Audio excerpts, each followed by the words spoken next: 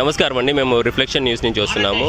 ఇక్కడ ఈ ధర్నాలో ఏం జరుగుతుంది, అసలు ఇక్కడ ఈ ధర్నా పెట్టడానికి గల కారణం ఏంటండి? ఏం లేదు, మన హిందువులకు తెలియచేయండి ఏంటంటే రోహింగ్యాలు మన భారతదేశం లోపల వచ్చేసి ఎలా అయితే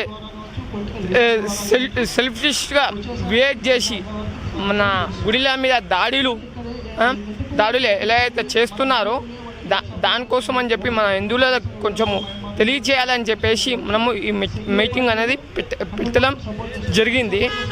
ఈ హిందువులకు అందరికీ తెలియడం ఏంటిదంటే మనమందరం కలిసి మెలిసి ఉంటేనే ఈ దాడులు కాకుండా ఉంటాయి అని చెప్పి తెలియనికి అని చెప్పేసి ఈ ప్రోగ్రామ్ అనేది చేయడం జరుగుతున్నది. ఇంకా ఏంటంటే ఐకవచంగా మా హిందువులు ఉంటే మనం ఐక్యంగా ఉంటేనే ఈ దాడులు జరగకుండా ఉంటుంది. ఆపరేషన్ సింధూర్ అని చెప్పేసి మన ప్రధాని నరేంద్ర మోదీ గారు ఏదైతే పెట్టారో 100% అది నిజం. ఆపరేషన్ సింధూర్ పెట్టారు కాబట్టి ఇప్పుడు వాళ్ళు భయపడ్డట్టు నటిస్తున్నారు నటిస్తున్నారు. మరి ఎప్పుడు యుద్ధం అనేది స్టార్ట్ అవుతుందో తెలియదు. ఎప్పుడైనా మన హిందువులు అనేది దయచేసి మెలుకొని ఉండాలని చెప్పి ఈ మన ఛానల్ ద్వారా మేము తెలియచేస్తున్నాము. మా హిందువులు ఇప్పటికీ శిల్పిష్గా ఆలోచించి ఇంట్లో పడుకోకుండా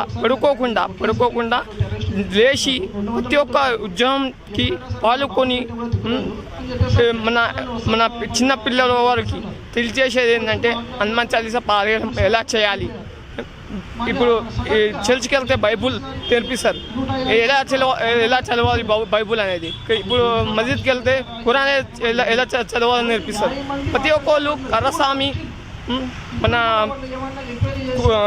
ఇది హనుమాన్ చాలీసా ఎలా చదవాలి అని చెప్పి చిన్న ఉన్నప్పటి నుంచి నేర్పిస్తే మా హిందూ లోపల ఐక్యత అనేది పెరుగుతూ ఉంటుంది.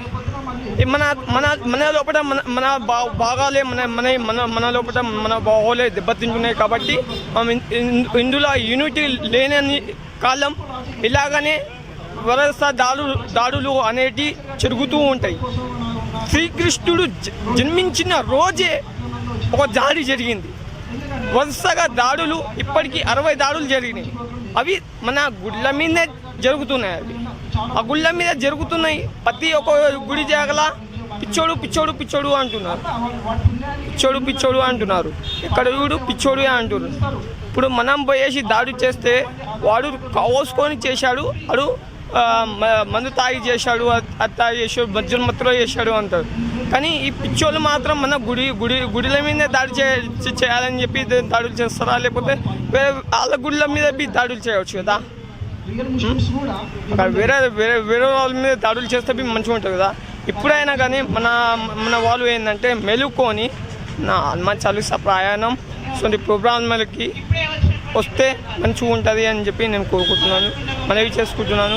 జై హింద్, భారత్ మాతాకి జై, గోమాత జై శ్రీరామ్.